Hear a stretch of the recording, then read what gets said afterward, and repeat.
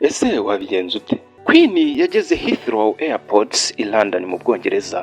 Kevin yaje kumugeraho nyuma y'amasaha 2 yose, kandi ntiyaje aseka, ahubwo yaje amaso ye areba ku ruhande ndetse n'intekerezo ze ubona ko zitari hamwe. Yahise amubwira ati, umukobwa nkawe nta nubwo uzi uko London imera, ngaho ufata ibyo bikapu byawe tugende, kandi tugende vuba kuko ubu ngubu parikingi iri kumbarira amapawundi ndaza kwishyura.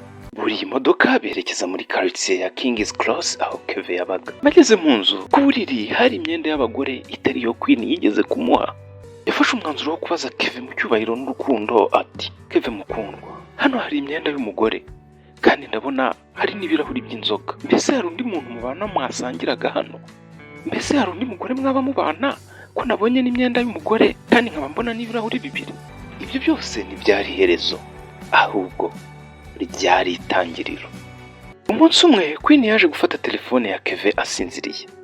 Ese ni iki Queen yasanze muri telefone ya Kevin cyashinguye umutima we? Ibi byose n'ibindi ufitiye amatsiko tuzabirebera hamwe mu gice cy'utaha.